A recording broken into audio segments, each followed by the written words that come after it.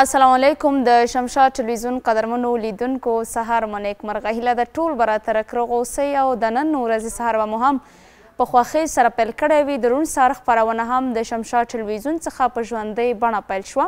هیله ده ته زموږ تر پایه لیدونکي اوسیږئ. خپرونه کې مو یو ځل بیا بېلابېلو موضوعاتو ځای ورکړی چې لومړنۍ برخه د خپرونې ستاسې د اړیکو لپاره ځانګړې ده. کولی شئ خپرونه یې په لومړنۍ برخه کې راسره تاسې ګډونوال شئ. دا چې په موضوع باندې که راسره غواړئ په ټولنیزو موضوعاتو باندې خپل نظریات شریک کړئ او یا که غواړئ چې په سیمه کې ځینې ستونزې په اداراتو کې ځینې ستونزې غوښتنې تاسې ولرئ پیغامونه ولرئ هم کولی شئ له موږ او لیدونکو سره یې شریک کړئ. د دې ترڅنګ نو خوښ یو چې یو ځل بیا ستاسې لپاره په درانه چوپړ کې البته په ژوندۍ بڼه یو دا چې نن یو ځل بیا غواړو په مختلفو یا په بېلابېلو موضوعاتو باندې تاسو ته خپرونه در وړاندې کړو. نو هیله دا ده چې تاسې هم زموږ سره تر پایه مل اوسئ. قدرمنو لیدونکو امید دا دی چې اختر به په خیر باندې تاسې ټولو باندې تېر شوی اوسیږي ځکه نن د اختر څلورمه ورځ او پرون نو درېیمه ورځ وه د کوچني اختر او رسمیت له ده وروسته نو شروع کیږي. معمولا د کوچني اختر په شپو ورځو کې بیا نو عمومي رخصتي وي 3 ورځې د رخصتیانې او دغه اختر هیله دا ده چې په خیر او خوښۍ سره تاسې تېر کړي وي او خپلو دغه کاري ورځو ته په خیر سره راغلي اوسیږئ او هغه فعالیتونه چې تاسې په روزمره ژوند کې لرئ ورته په خیر سره رسېدنه وکړئ او خپلو اهدافو ته ورسیږئ. قدرمنو لیدونکو نو نن په خپرونه کې د روغتیا برخه هم لرو، خبر برخه هم شته، د دې ترڅنګ د موضوع برخه هم لرو په خپرونه کې. په مختلفو موضوعاتو باندې یو ځل بیا موږ غواړو چې خبرې اترې ولرو له بېلابېلو میلمنو سره. نو تاسې هم تر پایه لیدونکي اوسیږئ. دا چې کوم موضوعات موږ نن ټاکلي دغه موضوعات هم زه له تاسو سره شریکوم، خو د اړیکو شمېره له تاسو سره شریکوم. کولی شئ په دغه شمېره باندې تاسو خپرونه کې راسره خویندې ورونه ګډونوال شئ په 080 611 611. تر ډېره به مو کوښښ دا وي هر کله چې په خپرونه کې ګډون کوئ د ټلویزیونونو غږونه خاموشه وساتئ، د شور ماشور څخه هم په فاصله کې اوسیږئ. د دې ترڅنګ کوښښ به مو دا وي په هغه موضوعاتو چې راسره تاسې غږیږئ نظریات شریکوئ یا کومې غوښتنې او ستونزې تاسې تر موږ رسوئ. تر ډېره له مخکې نه باید تاسې پوره چمتووالی ولرئ تر څو په اړیکه نیونه کې ستاسې کومه ستونزه او مشکل نه وي او موږ هم ستاسې د ناسم موقعیت له امله ونه توانیږو یا د اړیکې د خرابېدو له امله چې په تاسې باندې اړیکه قطع شي او هغه نظر چې تاسې لرئ یا کومې غوښتنې وي هغه راسره پاتې شي. نن په خپرونه کې په بدهضمي باندې غږیږو. دا چې بدهضمي څه ته ویل کیږي، ولې رامنځته کیږي، علتونه یې څه دي. د روغتیا په برخه کې او ډېر کله زموږ ډېری هیوادوال د بدهضمۍ سره مخ کیږي چې د هغه ستونزه ده نه یوازې 2-3 کسه به لري په فامیل یا کورنۍ کې به تر ډېره داسې کسان وي چې هغوی ځینې د معدې امراض او ځینې د بدهضمۍ امراض ولري. خو مګم دا چې په دغه برخه کې څومره احتیاط کول پکار دي چې خدای ناخواسته دغه ستونزه تر ډېره ونه غځېږي او څه احتیاطي تدابیر باید انسان په نظر کې ولري. د مخنیوي لپاره باید څه وکړي. نو پر همدغه موضوع باندې د روغتیا په برخه کې البته خبرې اترې لرو. زه فعلا اړیکې ته بیا په ځینو ټولنیزو موضوعاتو له تاسو سره غږیږم. بلې السلام علیکم. علیکم خورجانې اختر مبارک. السلام علیکم. سلامونه نیکې هیلې استرامات درته ورسېږي. سلامت اوسئ. تاسې هم ښه راغلی زموږ خپرونې ته مهرباني وکړئ. نوم مو راته واخلئ. ارباب یو موسی خان د کنډۍ نه ارباب موسی خان یم تیرزاد ولسوالۍ نه. ډېره ښه ده. موسی خان صاحب ته څنګه یې؟ اختر دې په خیر پای ته ورسوو. سلامت اوسئ. ډېره زیاته مننه. هیله دا ده چې تاسې باندې هم په خیر سره تېر شوی وي کوچنی اختر. الله شکر الحمدلله. دوه څرګندې پکې یخني خواړه یو د پانالو روادارو خوړو بلانو باندې ډېره ښه ده. سلامت اوسئ.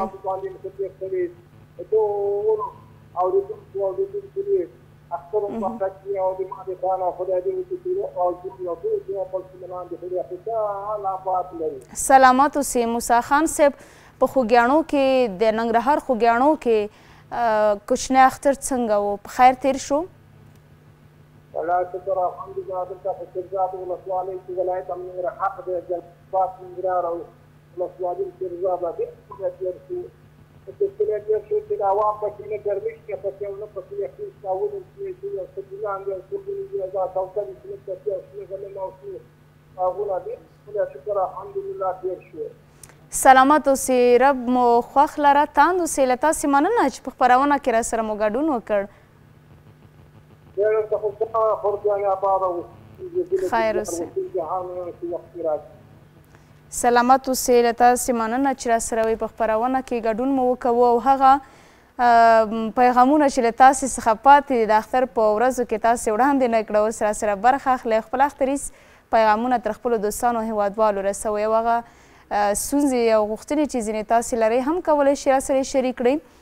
راځو دې ته قدرمنو لیدونکو چې په ژوند کې ډېر کله ولې موږ جدیت نه کار اخلو. خپله دغه جدیت یو ډول رواني ناروغي هم ده. ډېر کله به تاسې له ډاکټر صاحبانو څخه اورېدلي وي چې کله انسان د رواني اختلالاتو سره مخ کیږي او یا هم ځینې نښې نښانې د روان په برخه کې دوی ولري چې رواني تکلیف ورته خدای ناخواسته خراب وي، نو هغوی ځینې نښې لري چې هغې نښو څخه یوه هم د جدیت برخه ده. ډېر کله موږ او تاسې که وګورو انسان که چېرته په نرمۍ سره په خوش اخلاقۍ سره د مقابل یا د جانب لوري سره غږیږي او هغه نظر چې دوی لري یا مثلا په کوم موضوع اوسیږي خپل نظریات شریکوي، ډېر په ښه ډول باندې ډېر په اتفاق سره دوی یو د بل سره مکالمه کوي تر څو هغه نظریات چې دوی لري د یو بل په تړاو باندې یا مثلا په ځینو موضوعاتو کې نظر غوښتنه وي نو په سم ډول باندې دوی ترلاسه کولی شي. ولې بیا ډېر کله موږ او تاسې که فکر شوی مو وي د ځینو کسانو یا د افرادو څخه که چېرته موږ په یو برخه کې د مرستې غوښتنه کوو. راځم اړیکې ته بیا پر همدې موضوع له تاسو سره ځینې معلومات شریکول غواړم. هلو السلام علیکم. بله السلام علیکم، خواهر نازنینم خوب هستیم؟ صبحتان بخیر باشه. سلامت اوسئ، بخیر راغلي خپرونې ته. زنده سلامت باشین خواهر جان. احترام تقدیم میکنم خدمت شما، خدمت تمام همکارایتان، همکارای بخش تکنیکتان. خدا کنه همتون خوب باشین، صبحتانم بخیر باشه. دیگه شبانه شما از زبان و تماس شدیم، دیروزم تماسم قطع شد دیگه، من از برنامه تماس گرفتم، نه به دیرین برنامه تماس گرفتم و تماس مواصل نشد. بلکل دیگه عالی شکر که وصل شد. مننه شبانه جانې، په خیر راغلې زموږ خپرونې ته. فکر کوم لږ څه نظر دې شریکو خو اړیکه دې بیا راسره قطع شوه چې ستونزه به څه وه. مننه. ورځ یې څنګه پیل کړې؟ طرفای ما که بود بسیار میانتنه و بسیار خراب بود دیگه. در برنامه شما تماسم قطع شد دیگه، نشد. نه موضوع خیر اوسئ. موضوع دارید؟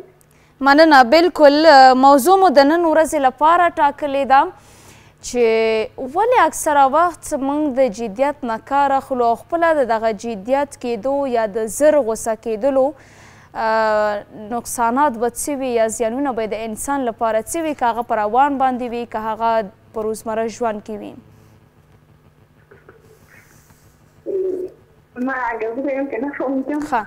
یو انسان که چیرته مثلا د مقابل شخص سره غږیږي په ځینو موضوعاتو باندې دوی د جدیت نه اکثر کار اخلي، یعنی تل مدام غصه وي، جدي وي، په یو اصطلاح هیڅ ورسره خبرې نه کیږي. دغه ډول خلکو لپاره ستاسې نظر څه دی؟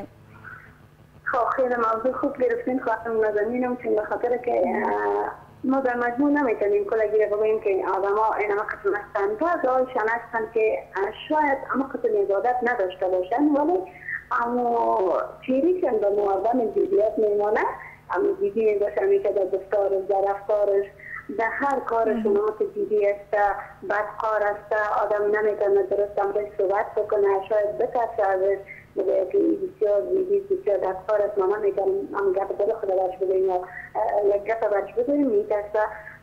من خودم یک سوکویم است، بسیار آمد بدکار است. همیشه در حالی که بسیار خوشخلق است، بسیار رویش خوب است، ولی این چهره‌تان، هم صورتش، چهره‌ش که میبینه آدم فکر میکنه که بسیار بدکار است، بسیار جنگل است، بسیار متوجه است. آدم نمیگم که در درست خدا راحت احساس کنه، صحبت بکنه. من واقعیتش بعض وقتا میگم ما از تو اختیار که تو میترسیم شاید از برادرم از مادرم از شوهرم نترسم که تو میگه چرا ما چی کردیم؟ میگم به خاطر که تو بسیار همیشه پیشانی درش دیدی هستی جنگره هستی قول هستی میگم به خدا معمول فهمیدم شاید چیری معمول خم باشه بعض دفعه هستن که اینما تو یک چیره یا صورتشان یا موزیک یا فکرشان همه چیز وقت یک چیز میوزه ولی قلب پاک دارد احساساتی نمیشن زود اونمو چیری خشن از درست کار میشن ولی یک قلب مهربان دارن یک جزبانی هستن شاید ما خود ما او را اما قسم در ذهن تصور میکنیم ولی شاید قسم یک شخص نباشه از خود است که همیشه اصلا برای در سلطات یک مزیدیت چیزی نمیشه جیزی نباشیم یک خلق خود داشته باشیم پیشنی داشته باشیم که همه ما را دوست داشته باشه احترام بکنه ما را و از ما نترسه از ما راسته داشته باشه از ما دوری نکنه یک انسان خوب باشیم که انسان خوب همه دوست نداشته باشه چرا میگن خوب میگی بد میگی ولی کوشش کنیم که یعنی کسایی که هنوز یک عادت یا یک چیز داره ما بهش کمک بکنیم ما برش بگیم که برای دیگه بودن خوب نیست این قسم عادت ها رو به خود بگید ما این وظیفه ماست نظر رو بفهمانیم اگر ما هم دیگه رو تشخیص بکنیم بله ما این قسم خوب است این که دیگه باشه این که بدکار باشه این چیزا رو باش بگیم و خود دیگه این قسم تغییر شده میره یا رشتاش تغییر کرده میره اگر ما با او جملات خوب بگویم جملات انگلیسی بگویم فکرش مثبت بگویم همیشه او همیشه تغییرات بیاره در وجود خود اگر نه که ما رو سرکوب بکنیم دیگه خود میباشه همیشه بالکل سلامت اوسې شبانه ګلې چې په خپرونه کې را سره د ګډون وکړ خپل نیک نظر دې شریک کړ زنده سلامت اوسې ما هم خیلی خوش شدم که اینو تماسم قطع نشد اینو وقت شد نوتانه نمیفهمه که برم باز بگویم زه درته بیا وایم چې اړیکه دې قطع شوه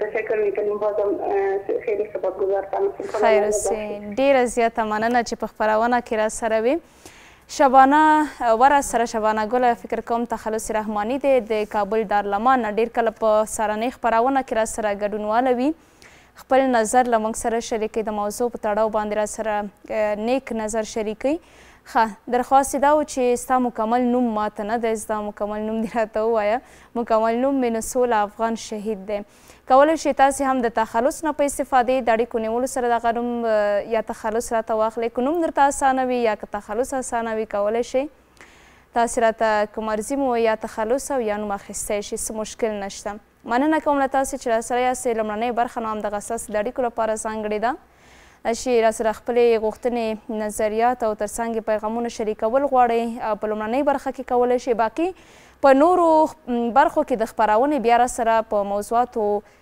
میلمانه په خپرونه کې موجود وي چې ورسره بیا په مهمو موضوعاتو باندې خبرې اترې لرو راځم په ځینو ټولنیزو موضوعاتو غږېدو خو مګم ډېر کله موږ او تاسې یو څه ته که متوجه شوي اوسېږئ تاسې هم یو انسان د ډېر ښه وي ډېر د خوش اخلاقه وي ډېر ښه رفتار کوي خو مګم تصادفاً د دې دغه چارو چلند تغییر کیږي او یا هم ځینې تغییرات په دغه انسان کې راځي چې ډېر کله بیا موږ او تاسې د دغه ډول اشخاصو د منفي کردارونو څخه او یا هم د منفي اعمالو او کړنو څخه ډېر کله موږ او تاسې بیا خوابدي کیږو او شکایتو ګیلمن کیږو په دغه برخه کې خو مګم که تصادفاً دغه ډول ستونزې یو انسان ته پیدا کیږي چې هغوی په اخلاقو کې تغییرات راځي او یا هم ځینې ستونزې نه یوازې دا چې مقابل شخص سره پیدا کوي ځان دپاره هم پیدا کوي نو کوښښ باید دا وشي چې دغه ډول افرادو سره ناسته وشي او په منظم ډول باندې په ښه ډول باندې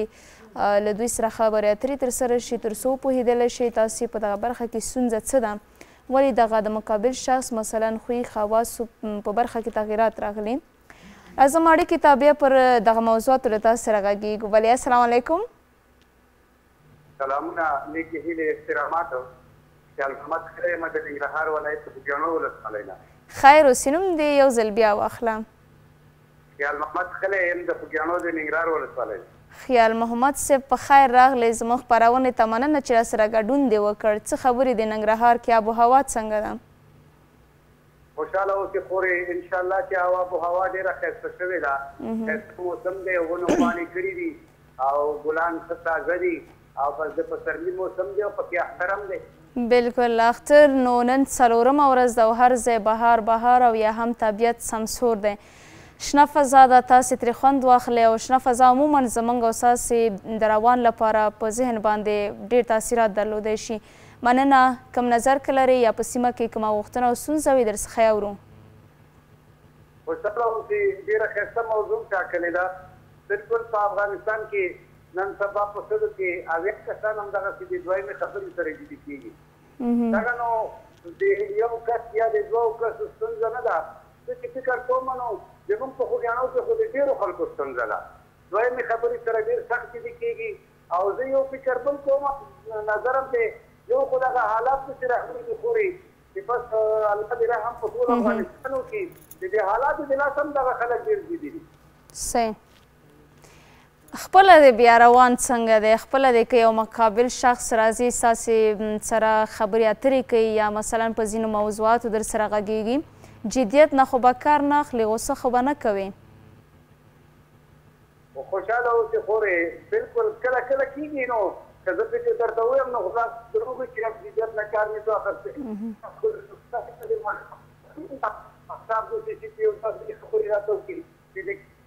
بلکل ما خو داسې وي چې په خوږیاڼو کې په ښځو کې 80% د خلکو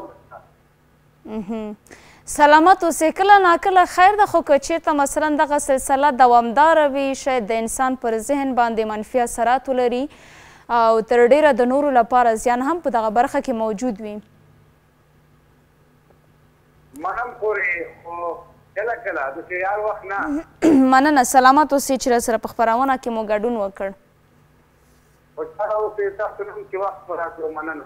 خیر اوسئ. ډېره زیاته مننه چې راسره په خپرونه کې یاستئ او خپل نظریات له موږ سره شریکوئ. بلکل کله ناکله خو غوسه انسان ته په ځینو مواردو یا په ځینو برخو کې راځي، خو مګم ډېر کله که دغه سلسله غځېږي شاید موږ او تاسو ځینې نورې ستونزې پیدا وي چې یو پکې رواني ستونزه هم راتللی شي، ذهني فشار هم راتلی شي او د دې ترڅنګ که دغه منفي افکار زموږ په مسلسل ډول باندې دوامداره وي یا دوام وکړي نو شاید ډېرې ستونزې نه یوازې دا چې د نورو لپاره پیدا کیږي، موږ ته خپله شخصي ځینې ستونزې هم را پیدا شي. ولې تر ډېره کوښښ وکړئ تل مدام دغه اړیکې خپلې د نورو سره ښې وساتئ تر څو په اړیکه کې ستاسې کوم مشکل را پیدا نه شي. خدای ناخواسته ډېر کله موږ او تاسې دغه خوږې اړیکې د همدغه ناچیزو خبرو یا د ځینو موضوعاتو له امله خرابېږي چې ډېر کله بیا نو موږ او تاسې ډېر په فاصله کې پاتې کیږو. دا هغه څه دي چې زموږ او ستاسې پر روان باندې، زموږ او ستاسې پر اړیکو باندې، په روغتیا باندې، په ذهن باندې ډېر منفي اثرات لري. راځم اړیکې ته چې دغه به وروستۍ اړیکه هم راسره وي. بلې السلام علیکم. وعلیکم السلام. مهرباني وکړئ تاسو نوم مو راته واخلئ. تابعدار خبرې کوم. ثمرخېلې نه سهیلګانې اختر دې مبارک شه. خیر اوسې. ډېره مننه. ستاسې د هم زه به تېر شوی اختر درته وایم چې مبارک دې وي.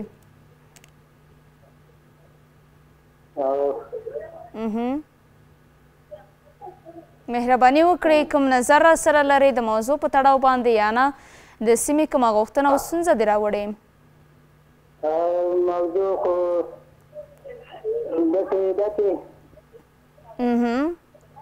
نظر نه لرئ؟ زما لکه د غوسې باره کې خبره ده. نو وختي هغه ملګري د خوږیاڼو نه خبرې وکړې چې لکه خلک مشکلات سره اخته دي. خو زما اصلي نظر داسې دی بیا هم که یاره دغه سړی غوسه کوي نو هغه جانب مقابل کور سره ګزاره وکړي. نو ولې ته وایې چې یعنې که چېرته یو انسان جدیت نه کار اخلي، هغه غوسه وي، مقابل شخص باید د نرمښت نه کار واخلي. بلکل. سلامت اوسئ. هغه ته خو تکلیف دی. دلته د هېچا دا خوښه نه وي چې څوک غوسه کوي. خو نه یو موضوع بله ده چې دې کې خو په ښه اخلاقو کې په ښه برخورد کې ثواب هم دی، قادر هم دی. مننه. سلامت اوسئ چې راسره په خپرونه کې وئ. شور دی هم خوا کې زیات دی. قدرمنو لیدونکو له تاسې په مننې. بیرته راګرځو، موږ سره پاتې شئ.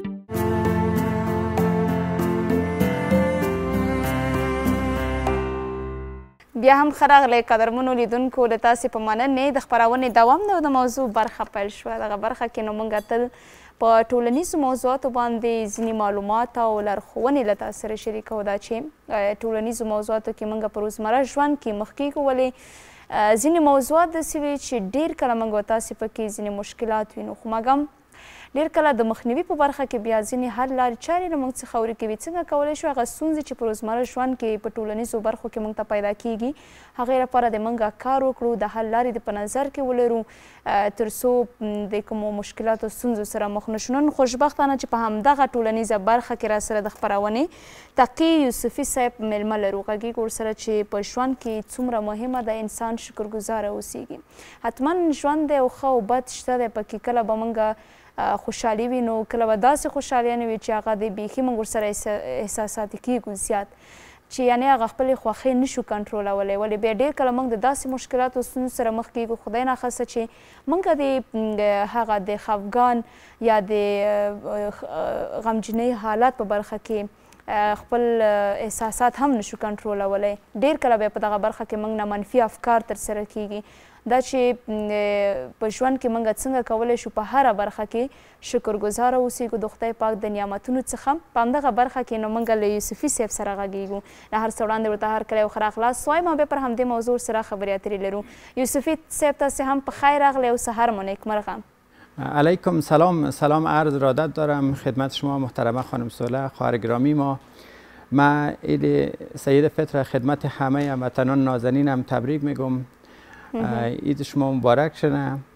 انشالله که روزهای عید خوب و خوش به سلامتی و خوشی سپری کرده باشین و میخوایم یک پیام عیدی تبریکی را برای خانم نازنینم و دختر نازنینم فرشته جان تقدیم کنم، برای همه هموطنان نازنین خوبم تقدیم میکنم. انشالله که همیشه خوش و سلامت باشن. ډیره زیاته مننه او سلامت اوسئ. ما میخوایم که یک پارچه شعر را تقدیم همه هموطنان نازنینم که بیرون از افغانستان از مسافرات تقدیم کنم با زبان هزارگی و در خدمت شما هستم. خیر اوسید. امروز عید است بلدیم عیدی رایی کو، دوتا دسمان گلدوزی رایی کو، برایم پیرهن یخن کشیده، سلام و حرف و دلخوشی رایی کو، مسافر است وطن دور است گل من، کشته قرود از جاغوری رایی کو، امروز عید است مبارک نازنینم، بلدیم پیغام تبریکی رایی کو. این شعر تقدیم همه هموطنان نازنینم که بیرون از افغانستان است تقدیم میکنم. انشالله که در هر کجا از هموطنان نازنینم خوش و سلامت باشن. سلامت اوسئ استاد محترم. ښکلی و ډالۍ مو ښکلې و. زما د تل چې نن خو د اختر څلورمه ورځ ده. سلامت باشین. خیر اوسئ. راځئ پر خپل موضوع باندې غږیږو. نو په خپرونه کې هم یوې مهمې ټولنیزې موضوع ته ځای ورکړی دی. شکرگزاری یعنی چی؟ بسم الله الرحمن الرحیم. شکرگزاری یعنی سپاسگزاری از خداوند در برابر نعمتهای خداوند و در برابر مهربانی خداوند. خداوند متعال برای همه ما و شما نعمتهای زیادی داده و ما و شما باید در زندگی خود قدر نعمتهای خداوند باید بدانیم، شکرگزار باشیم. ماه مبارک رمضان که گذشت یک ماه بسیار بزرگی بود، ماه بسیار رحمت زیادی بود در این ماه. خداوند متعال برای ما و شما همیشه خوبی و مهربانی را میدهد. ما و شما باید در زندگی خود از خداوند خود باید شکرگزار باشیم در برابر نعمتهای خداوند، در برابر داشته هایی که خداوند در زندگی برای ما و شما داده است و ما و شما باید همیشه شکرگزار پروردگار باشیم و از خدای خود بخواهیم که ما و شما را در مسیر خدمت به خلق، خدمت به هموطنان ما و شما باید قرار بده و ما و شما باید وارد فضای خدمت شویم در زندگی خود و یک خدمتگزار واقعی باشیم. زندگی که هست در گذر است، میگذرد، همه چی تمام میشه و دنیا که هست با آمدن ما و شما نه آغاز میشه و با رفتن ما و شما نه ختم میشه. تا که روز ما و شما که زنده هستیم باید از خداوند شکرگزار باشیم.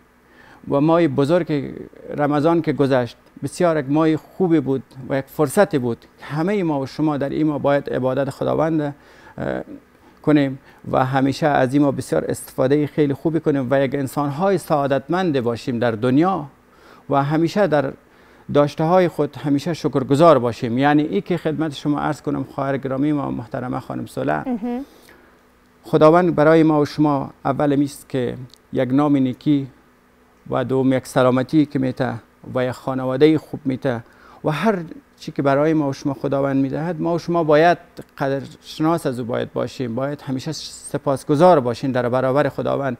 هر چی که ما و شما شکرگزار باشیم و همیشه از خداوند خود همیشه قدرشناس و سپاسگزار باشیم، خداوند برای ما و شما نعمت بیشتر میدهد. و در دنیا که هست پول و مقام منصب همه چیز رفتنی ثروت، فقط تنها ترین چیزی که میماند خوبی و دعای خیر مردم است میماند و ما و شما همیشه باید شکرگزار باشیم در برابر نعمت های خداوند. زندگی یک امتحان است، پول، مقام، مادیات همش یک امتحان الهی است و ما و شما کوشش کنیم در زندگی خود همیشه یک شکرگزار باشیم و همیشه در فکر ای باشیم که ما خدمت خلق کنیم، همیشه به فکر نیازمندان و مستحقین باشیم و همیشه از خدای خود سپاسگزار و سپاسمند باشیم. شکرگزاری چگونه تاثیرات مثبت بر روحیه ما دارد؟ شکرگزاری بسیار حس خیلی خوب بر ما و شما میده، بسیار انگیزه بسیار خوب بر ما و شما میده. یعنی انگیزه فرایندی است که رفتارهای هدفمدار را آغاز میکنه و ما و شما همیشه یک حس درونی خیلی خوب را پیدا میکنیم. هرچی که ما و شما شکرگزار خیلی خوبی باشیم در زندگی خود، خداوند نعمت بسیار زیادی برای ما و شما میدهد که ما و شما میتونیم خوبتر زندگی کنیم و بسیار با آرامش و با سعادت زندگی کنیم. با چه چیزهایی در زندگی خود بیشتر شکرگزار باید باشیم؟ ما و شما اول به نام نیکی خود و صحت سلامتی خود و داشتن یک خانواده خوب و داشتن یک همسر خوب، همیشه ما و شما باید در زندگی خود از پدر مادر خود باید همیشه شکرگزار باشیم. خداوند یک پدر مادر خوب را که برای ما و شما داده و ما و شما همیشه باید خدمت پدر مادر خود کنیم، خدمت خانواده خود کنیم، شکرگزار از این باشیم. خداوند یک فرزند نیک برای ما و شما داده، چی فرزندای نیک که برای ما و شما داده و ما و شما باید قدر فرزندای نیک خدا باید بدانیم و باید صفتش بخوایم از خداوند چگونه صفت برای فرزند ما بده که یک اخلاقی داشته باشد و باعث خوشبختی جامعه ما باشد و همیشه در خدمت جامعه ما و شما باشد. این بسیار ارزشمند است و ما و شما باید همیشه از خدای خود در زندگی خود همیشه به همه چیز باید شکرگزار باشیم. و چرا برخی افراد شکرگزاری را فراموش میکنند؟ دلایلش چی می باشند؟ دلایلش است که ما میبینیم بعضی افراد که ناشکر هستند، شکرگزار نیست، از زندگی خود رضایت ندارد و همیشه کوشش کنه انسان ها همیشه با خداوند واصل باشد. وقتی که عبادت خداوند کنه، وقتی که با قرآن انس بگیرد، همیشه قرآن بخواند، عبادت خداوند کنه، نماز خدا بخواند، همیشه شکرگزار است. وقتی که انسان هایی که دور میشه از خداوند، اونا همیشه ناشکر است و سپاسگزار نیست، از زندگی خود رضایت نداره و تنبلی میکنه در زندگی خود. خداوند میگه تو همیشه حرکت کو، ما برکت میتون برد. زندگی ما و شما باید ما و شما در زندگی خود تلاش کنیم و عبادت پروردگار کنیم، باید تا در زندگی خود یک شکرگزار باشیم. کسایی که همیشه ناشکری میکنه و سپاسگزار نیستن، اونا همیشه با مشکلات روبرو میشه، با چالش های بسیار بزرگ روبرو میشه و که سعی تلاش خود در زندگی خود بکنه. کسایی که ناشکری میکنه باید سعی تلاش خود کنه که بهتر در زندگی خود رزق روزی رو به دست بیاره و یک انسان سعادتمندی در جامعه باشد و برای خانواده خود و برای همه انسان ها. آیا شکرگزاری تنها برای لحظاتی خوب می باشه که مثلا خوش باشیم، شاد باشیم یا نه؟ ببین، شکرگزاری در همه لحظه خیلی خوب است. در روزهای شادی، در هر روز زندگی، من خدمت شما عرض کردم خواهر گرامی ما که یک امتحان است. زندگی ما انسان ها با مشکلات و با خوشی ها و با آرامیش در هم پیچیده هست. دقیق. و ما و شما باید در هر حالش باید شکرگزار باشیم. همه چی به دست پروردگار است، همیشه خود به پروردگار ما و شما بسپاریم. شکرگزاری چی تأثیری بر روابط انسانی دارد؟ مثلا که ما روابط اجتماعی داشته باشیم. شکرگزاری بسیار تأثیر بسیار زیادی دارد در زندگی ما و شما، در اجتماع، در تعاملات در جامعه. همیشه همگی با ما و شما مثبت نگاه میکنه و همیشه با ما و شما یک فرد قابل اعتماد در جامعه و یک فرد شکرگزار در جامعه خود شناخته میشیم. چرا در دین‌های مختلف به شکرگزاری تاکید شده است؟ ببین شکرگزاری در همه ادیان، در همه دین‌ها تاکید شده، برای خصوصا در دین اسلام که یک ویژه اخلاقی است که ما و شما باید شکرگزار باشیم. و ببین در خیلی بعضی از کشورها هست همیشه یک روز به نام روز شکرگزاری است. اگر ما از خدای خوب یک شکرگزار خوبی باشیم، خداوند رزق روزی بیشتر به ما و شما میده. ببین وقتی که باران رحمت پروردگار که میبارد، ما و شما باید شکرگزار باشیم، به خاطر که برف و بارانی که میباره آب میشه برای ما و شما. وقتی که آفتاب از گرما زیاد هست و حاصلات میرسه و ما و شما باید به هر حالش باید شکرگزار باشیم. څنګه کولی شو چې مثلا موږ د پروزمره ژوند کې دا یو ډول عادت د ځان دپاره وګرځوو چې شکرګزاره اوسو؟ دغه حس د شکرګزارۍ څنګه کولی شو چې تقویت یې کړو یا پیاوړی کړو؟ ما باید همیشه حس در درون خود باید حس شکرگزاری تقویت کنیم، در وجود خود نهادی نکنیم. ما و شما با قرآن هرچه قرآن بخوانیم، عبادت پروردگار که بکنیم، با قرآن انس بگیریم. قرآن کتاب زندگی است و هدایت است و ما و شما رو به راههای راست هدایت میکنه و یک حس خیلی خوب را پیدا میکنه. ما و شما باید در وجود خود باید تقویت کنیم شکرگزاری را که همیشه خداوند به ما و شما کمک کند. و آیا شکرگزاری می تواند به انسان در رسیدن به اهدافش کمک کند یا نه؟ بله 100%. هرچی که ما و شما از زندگی خود رضایت داشته باشیم و می توانیم ما و شما به هدفهای بزرگ خود برسیم. و این که خدمت شما عرض کنم که ما از خداوند همیشه این رو بخواهیم که همیشه به ما کمک کند و همیشه ما و شما رو بر مسیر خوشبختی سوق بده و انسان‌های خوب و بنده‌های خوب خود سر راه ما و شما قرار بده و همیشه به ما و شما کمک کنه. و ما و شما که وقتی که به یکی کمک میکنیم همیشه باید یک فکر از این کنیم که ما و شما در دنیا و در آخرت یک انسان سعادتمند باشیم. و وقتی که دیگران به ما و شما کمک میکنه و ما و شما باید سپاسگزار از او باشیم، به خاطر که او در روزهای سخت و دشوار در کنار ما و شما بوده. یک موقع ما و شما بیمار که بودیم و به ما و شما کمک کرده. همیشه هیچ وقت اونا رو فراموش نکنیم، هیچ وقت فراموش نکنیم خوبی‌ها و نیکی‌هایشان. همیشه به فکر از این باشیم که انسان‌های همیشه سپاسگزار باشیم. ډیر کله موږ د ځینو مشکلاتو سره هم مخ کیږو چې بیا نو د هر څه نه بیزاره کیږو. بیا د هغه کسان دي چې تر ډیره ناشکره هم وي او په هیڅ ډول حالات کې دوی شکرګزاره نه وي. که دا معلومات را سره شریک کړئ تاسې یوسفي صاحب چې په دغه ډول حالاتو کې که چېرته مثلا موږ شکرګزارۍ ته وخت ورکوو یا د شکرګزاره پاتې کیږو په هر ډول حالاتو کې زموږ پر روح باندې څومره مثبت تاثیرات درلودی شي او څومره به ګټور وي؟ ذهناً به څومره موږ ارامه اوسیږو، جسماً به موږ څومره ارامه په سکون کې اوسو؟ وقتی که ما و شما شکرگزار که هستیم همیشه در زندگی خود به چیزهای مثبت فکر میکنیم و یک حس درونی بسیار خیلی خوب را پیدا میکنیم و در زندگی که هست شکرگزاری تأثیرات بسیار مثبتی را برای ما و شما ایجاد میکنه و زندگی ما و شما دور از چالش و مشکلات هست. اگر ما و شما اگر خدای نکرده شکرگزار نباشیم با چالش های بسیار بزرگ روبرو میشیم. از لحاظ روحی و روانی ما و شما بسیار آسیب پذیر میشیم. اگر ما و شما یک شکرگزار خوبی باشیم و همیشه به چیزهای مثبت فکر میکنیم و بسیار میتونیم که دستاوردهای فوق العاده در زندگی خود کسب کنیم و به اهداف کلان خود میتونیم خوب برسیم. هغه کسان چې په ژوند کې بیا شکرګزاره نه وي ستاسې په نظر هغوی د کومو ستونزو او مشکلاتو سره مخ کیدی شي؟ و کسایی که خدمتان عرض کنم که شکرگزار نباشه بسیار با چالش ها و مشکلات بسیار کلانی روبرو میشه و کسایی که همیشه که شکرگزار است همیشه از بنبست ها و مشکلات عبور میکنه و در زندگی خود همیشه بسیار انسان های سعادتمند و ارزشمند هستند. څنګه کولی شو چې د کوچنیتوب له دورې نه موږ خپلو کوچیانو ته ور زده کړو چې دوی د په خپل ژوند کې د هر ډول حالاتو سره مبارزه وکړي او شکرګزاره واوسیږي.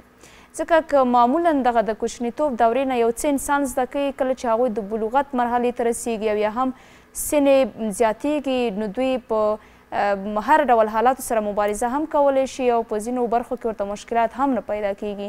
څنګه کولی شو دغه فامیل مسؤلیتونه څه دي چې د کوچنیتوب له دورې د خپل ماشومانو ته دا ور زده کړي چې شکرګزاري ګټې څه دي او یا هم په ژوند کې دوی څنګه باید شکرگزار اوسیږي؟ خدمت شما عرض میکنم که زندگی یک مسابقه است، مشکلات یک مسابقه است. ما و شما باید تا آخرین لحظه زندگی خود باید مبارزه کنیم و باید قوی باشیم و ما و شما همیشه به فرزندای خود به شکرگزاری یاد بدیم. ببین زندگی هست با قشنگیش با مشکلات است. در زندگی ما و شما انسان ها هم غم است، هم شادی است، هم مشکلات است و مشکلات و آرامش و خوشبختی و چالش ها همیشه در هم پیچیده هست و باید ما و شما باید انسان های قوی باشیم، انسان های ارادتمند باشیم و اتکا باشیم. همیشه کوشش کنیم در زندگی خود مبارزه کنیم تا آخرین لحظه زندگی خود باید پیروز شویم بر مشکلات، باید غلبه کنیم و این به فرزندای خود ما و شما باید یاد بدیم، به خانواده خود یاد بدیم که ما و شما باید قوی باشیم. خب زندگی که هست فرازی نشیب داره. در مسیر زندگی ما انسان ها هم گل است، هم خار است، هم کوه است، هم دشت است و باید ما و شما با اراده قوی باید حرکت کنیم تا ما و شما به قله پیروزی برسیم. انشالله در زندگی خود یک انسان های ارزشمند باشیم. ډیره مننه یوسفي صاحب چې په خپرونه کې مو راسره ګډون درلود. سلامت اوسئ.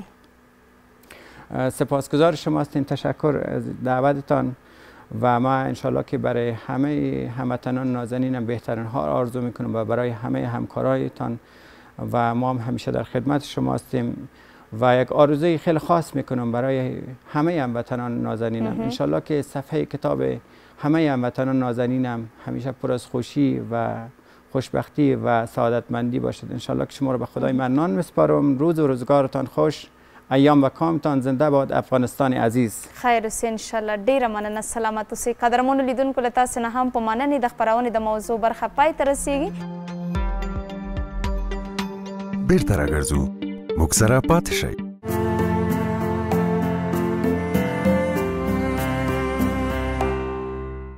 بیا هم ستړي مو شئ، په خیر راغلی قدرمنو لیدونکو. د خپرونې دوام دی او بله برخه پیل شوه. دغه برخه کې نو زموږ ولایتي همکار هدایت شاه هدایت د سکایپ له لارې لرو او غږیږو ورسره چې په ننګرهار کې څه کال اختر څنګه و، 3 ورځې اختر څنګه تیر شو، څه تغییرات پکې راغلي وو د تیر کال په پرتله او تر څنګ د سیلانیانو برخه به پوښتنه هم وکړه چې څومره د سیلانیان په دغه برخه کې موږ د اختر تر 3 ورځې پورې درلوده. میلمه پالنه په دغه برخه کې څنګه وه. ننګرهار خو بیا نو معلومه ده چې یو له هغه ولایتونو دی چې ګڼه ګوڼه پکې سخته زیاته ده، جم و جوش هم پکې زیات وي او اختر بیا نو به دغه 3 ورځې خصوصا بیا د هغه کسانو لپاره چې هغوی په چکر باندې یو ځای ته ځي رش کې بیا تر ډیره بند هم پاتې کیږي، بیروبار هم ډیر زیات وي. له هر څه وړاندې نو هدایت شاه هدایت ته هرکلی وایم. تاسې هم په خیر راغلی او د تیر شوي اختر مبارکي ورته هم وړاندې کوم چې تیر شوي اختر دې هم مبارک شه، سهار دې هم نیکمرغه. ډیره زیاته مننه. ستاسې د اختر مبارک وي د ټولو همکارانو او د ټولو هیوادوالو په دې هیله چې تېرې شوي 3 ورځې د اختر په ټولو هیوادوالو باندې په تاسې باندې او په ټولو همکارانو باندې خوشحالۍ او په خوښۍ سره تېرې شوي اوسي او اوس دپاره هم یو ښه سهار به تاسې پیل کړی. سلامت اوسئ. هدایت شاه صاحب له تاسې مننه. راځئ پر همدغې غږیږو راسره معلومات شریک کړئ چې په ننګرهار کې کوچنی اختر څنګه و، دغه 3 ورځې څنګه تېرې شوې؟ نو لکه څنګه چې تاسې په خپلو خبرو کې یادونه وکړه، ننګرهار اوس دپاره د اختر سره سره د پسرلي شاهد دی. د ننګرهار کې نو هوا ډیره برابره ده، ډیره معتدله ده او د خوندونو او د رنګونو ډکه هوا ده. نو په همدې بنا باندې دا چې د افغانستان په نورو ولایتونو کې اوس دپاره هم هوا نسبتا سړه ده او داسې ډېره ګرمه شوې نه ده یا معتدله شوې نه ده. هلته هوا سړه ده. نو د ننګرهار د هوا معتدلوالی یا دغلته د هوا ښه او له دې ټولو سره بیا د نارنج د ګلانو هغه زیاتوالی یا د نارنج د ګلانو هغه عطري بوی چې ننګرهار ته یو ځانګړې ښکلا ورکړی دی. نو دا بیا عوامل د دې دي چې په دې اختر کې د دې اختر خوندونه او د دې اختر رنګونه او چکرونه یا د تفریح هغه ځایونه دا دوچنده ښایسته کړي او دوچنده یې ګرم کړي. د اختر له اولې ورځې چې کله اکثره خلکو خپل کورنیو سره د اختر مبارکي خلاصه کړله نو له اولې ورځې نه تفریح ځایونو ته د تګ هغه کیسه شروع شوې ده او ممکن تر جمعې تر ورځې پورې دوام وکړي. ننګرهار کې بېلابېل ځایونه د میلې دپاره شته چې هم په مرکز جلال آباد ښار کې دی، هم په ولسوالیو کې دی او هم د ننګرهار یو شمېر نږدې ولایتونه چې د هغوی هوا هم نسبتا ښه دی او د چکر او د تفریح دپاره ځایونه لري. نو دغلته د چکر دپاره د ولسوالیو نه بیا اکثره خلک چې دي هغه جلال آباد ښار ته راځي ځکه هغوی ډېر وخت دپاره ښار ته نه راغلی نو هوس ورمانه دی چې باید ښار وګوري او د ښار خلک هم دغلته د ښار له ګڼې ګوڼې او له هاو هو او شر و شور نه ډېر زیات په تنګ وي. نو په دې ورځو کې بیا ډېر کوشش کوي چې پرتو ولسوالیو ته او څنګ کې نږدې ولایتونو ته لاړ شي. جلال آباد ښار کې ځینې موقعیتونه یا ځینې سیمې شته چې هلته د تفریح او د چکر دپاره خلک ورتلل او لاړل او اوس هم خلک دا ده چې اوس سهار راتلمه نو خلکو تابیا نیولې وه چې د چکر دپاره لاړ شي. هغه دا د سراج الامارات بڼ دی، د امیر شهید بڼ دی، همدارنګه د درونټه کې د ځوانانو پارک دی، د فارمیډې په سیمه کې یو پارک دی. دا هغه ځایونه دي چې خلک ډلې ډلې ورځي او د چکر دپاره. له دې سره سره د ننګرهار یو شمېر ولسوالۍ چې ما مخکې یادونه وکړله که وګورو تقریبا د ننګرهار ټولې ولسوالۍ د چکر او د سیل ځایونه شوي دي. خوا به ځینې ولسوالۍ داسې وي چې هغه د جنګ او جګړو له امله به خلک ورته تګ راتګ نشو کولی لکه د خوږیاڼو ولسوالي وه، لکه د شیرزادو ولسوالي وه، یا د پچیراګام ولسوالي وه، یا د هسکې مین او دغه منطقې سره له دې چې دوی د طبیعي ښکلاو نه ډکې ولسوالۍ وې، ښایسته منظرې لرلې چې اوس هم لري، ولې اوس د امنیت په راتګ سره د ژوند د امکاناتو د شتون له امله هلته هم خلک ډېر زیات په چکر ورځي، سهار نه ورځي تر مازدیګره پورې هلته تفریح کوي، میلې کوي او بیا راځي. له دې سره سره د ننګرهار یو شمېر نورې ولسوالۍ چې هغه تقریبا داسې جلال آباد ښار ته نږدې دي او ډېرې مشهورې ولسوالۍ دي چې هغه د رینور ولسوالي ده، د دهسود ولسوالۍ ځینې سیمې دي، د کامې ولسوالي ده، همدارنګه د سرو رود ولسوالۍ ځینې منطقې دي چې هلته خلک د چکر دپاره ورځي او دا نو بیا هغه ولسوالۍ دي چې نه یوازې د ننګرهار نه خلک ورته ورځي بلکې د افغانستان د نور ولایتونو نه هم چې خلک راځي نو دغو ولسوالیو ته د چکر دپاره ورځي. زه خپله د دغې 3 ورځو د سترګو لیدلی حال که تاسو ته ووایم موږ په داسې موقعیت کې اوسېږو چې کامې ته او د رینور ولسوالۍ ته یا خیوې ولسوالۍ ته په هماغه مسیر باندې لاره تللی دی. یعنې په دغه 3 ورځو کې ما دغه سړک هېڅ خلاص نه دی لیدلی. هر ورځ په لسګونه زره کسان که زه ووایم نو مبالغه به نه وي چې دوی د خپل کورنۍ له غړو سره، له مشرانو سره، له همزولو سره، له خپلو دوستانو او یارانو سره دوی هغه خپل د پخلي وسایل چې هغه دیګ دی، که کاسه دی یا نور د ضرورت اړوند شیان دي دوی ځان سره اخلي او ځي ځان ته یو ښایسته موقعیت، یو غوره ځای انتخابوي او هلته بیا خپل یو څو شېبې خوشحالۍ سره تېروي. نو په عموم کې که ووایو ننګرهار کې سږنی اختر ډېر د جوش او د ولولو او د خوښیو ډک اختر و. موږ دلته د خلکو سره هم په دغه برخه کې مرکې درلودلې، له خوست نه، له پکتیا نه، له قندهار نه، د هېواد له یو شمېر شمالي ولایتونو نه، له مرکز کابل نه، د بېلابېلو ولایتونو نه خلک دغلته راغلي وو او دا اوس هم خلک را روان دي. اختر که څه هم 3 ورځې دي ولې بیا هم د اختر د 3 څلورمه 5مه تر 6مې پورې اکثره خلک راځي او چکر وهي او میله ځایونه کوي. هدایتشاه صاحب په دې تړاو هم را سره معلومات شریک کړئ چې دغه د ننګرهار خلک څومره میلمه پاله خلک دي، میلمه پالنه کې دوی څومره مخته تللي؟ دغلته د خلکو هغه کلتور او د خلکو دود او رواج همدا دی چې دوی اکثره ځایونو خلکو میلمه پالنه کوي، که څه هم هغه سیلانیان چې هغوی له بهر نه راځي له نورو ولایتونو نه راځي دوی ځان سره خپل هغه د اړتیا وړ مصارف یا لګښت چې کوم کېږي هغه له ځان سره لري، ولې بیا هم یو شمېر ځایونو ته یا ځینې ولسوالیو ته چې ورځي هلته بیا خلک هغه خپل د پښتونولۍ یا د هغه دود او د رواج او د کلتور په اساس باندې هغه خلک اکثره وخت هغه مصارفو ته نه پرېږدي.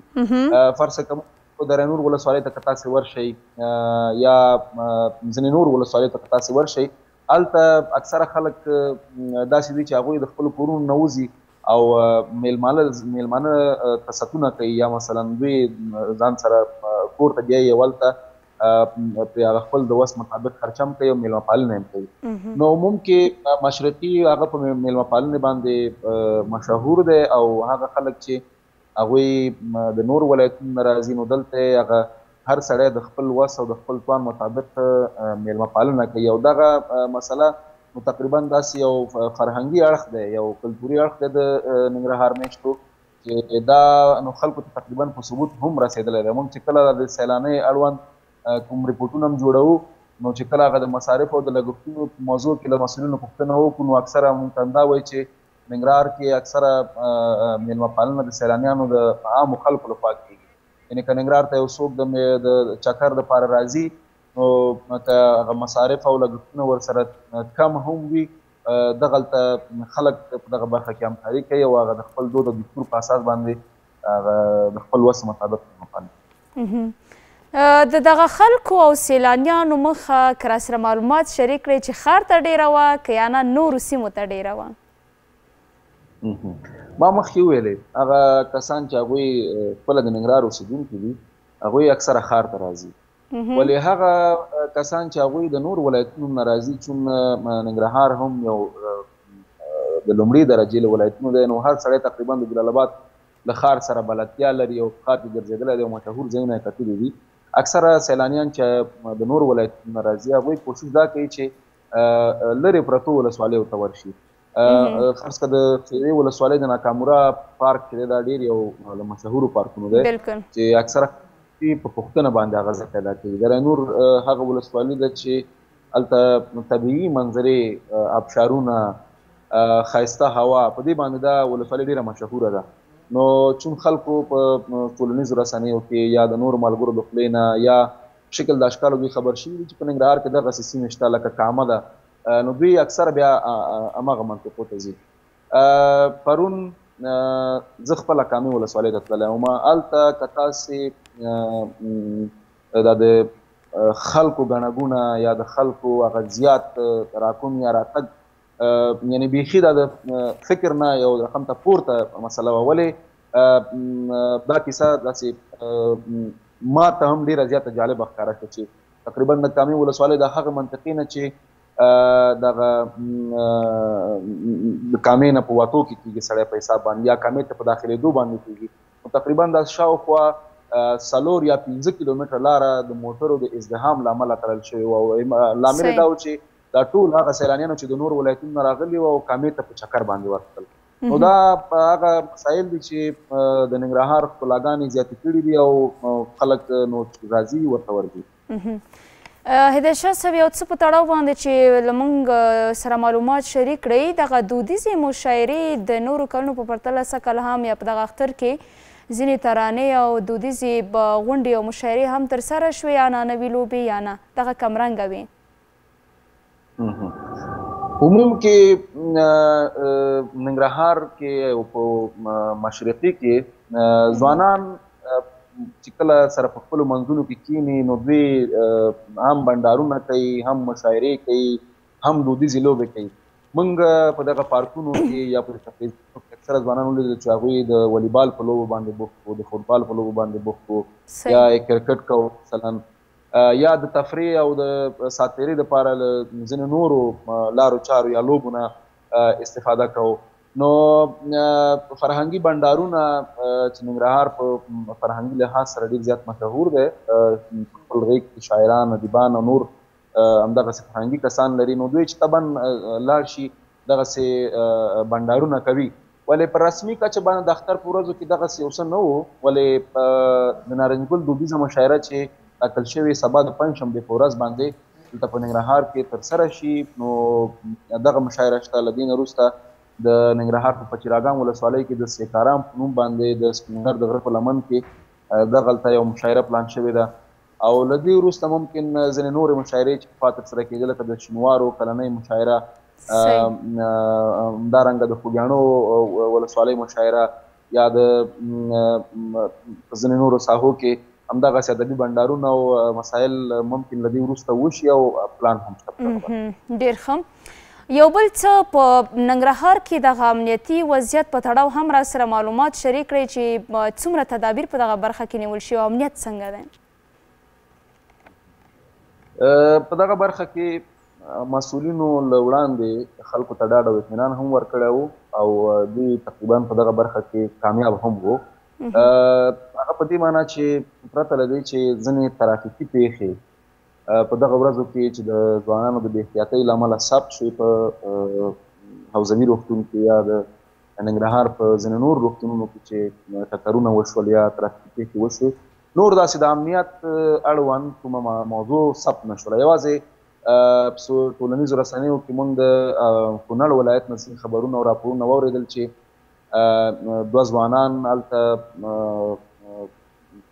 د دوو ډلو ترمنځ په نښته کې دوه ځوانان په شهادت باندې ورسېدل چې هغه پرون د ټولنیزو رسنیو د سر کرښې وي او خلکو پرې ډېر زیات تاسف هم ښکاره کړی و.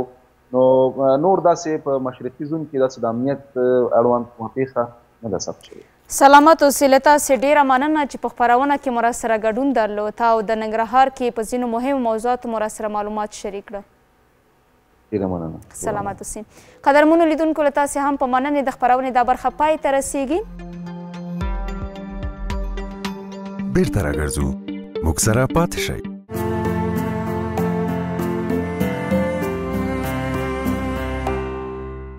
بیا هم ښه راغلی قدرمنو لیدونکو، مننه له تاسې چې راسره یاستئ. تر دا مهال د خپرونې بله برخه پیل شوه او دا برخه هغه مهمه برخه ده چې عموما بیا نو ډېر کله د ځینو امراضو څخه چې روغتیایي ځینې ستونزې زموږ هیوادوال ولري ورته انتظار وي او ډېر کله بیا نو دغه برخه کې تعقیبونکي زیات وي. مګم دغه روغتیا برخه کې هغه مهمو موضوعاتو ته موږ ځای ورکوو چې ځینې روغتیایي ستونزې شاید په فامیل او کورنۍ کې ځینې غړي ولري. نن مو یو ځل بیا یوې مهمې موضوع ته ځای ورکړی دی چې بدهضمي څه ته وایي، ولې رامنځته کیږي او قبضیت د رامنځته کېدو دلیلونه یا علتونه څه دي او په دغه برخه کې څومره احتیاط کول پکار دي. په همدغې موضوع په تړاو باندې نن راسره قدرمن ډاکټر صاحب عبدالحق قاضي زاده مېلمه لرو. له هر څه وړاندې ورته هرکلی او ښه راغلاست وایم. بیا پر همدې موضوع سره خبرې اترې لرو. ډاکټر صاحب محترم، تاسې هم پخیر راغلی، سهار مو نیکمرغه. مننه. زه هم په خپل وار سره تاسو ته او شمشاد تلویزیون ټول تخنیکي همکارانو او لیدونکو ته سلامونه او نیکې هیلې. سلامت اوسئ.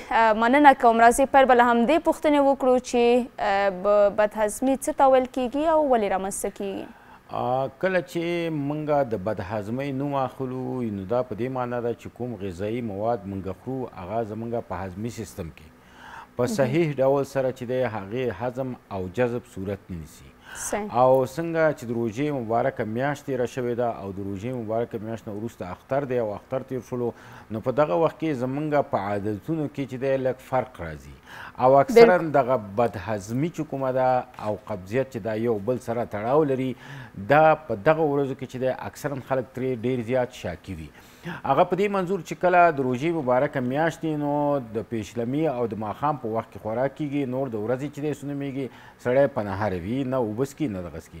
خو کله چې بیا د اختر راشي، د اختر په وخت کې د خلکو خولې خلاصې شي او د دې اجازه پیدا کړي د شریعت د لحاظه چې سړی د ورځې طرفه چې دی هر نوع خوراک کولی شي. اوس په دغه هر نوع خوراک کې اکثرا خلک داسې وي چې هغه د یوې میاشتې روژې نه وروسته دفتن چې کله دغه د هضمي سیستم د دې غذاګانو سره عادت نیسي، نو دوی په یو دم سره ډېره زیاته غذا خوري او دغه زیاته غذا خوراک دا په خپله د بدهضمۍ سبب کیږي چې دې کې زړه بدوالی، د ګیډې درد او همدارنګه ارګمي کول، دا شیونه پکې منځته راځي. بیا دلته دوه مسلې منځته راځي. یو مسله دا ده چې په بدهضمۍ کې کله هم اسهالات منځته راځي او کله هم قبضیت منځته راځي.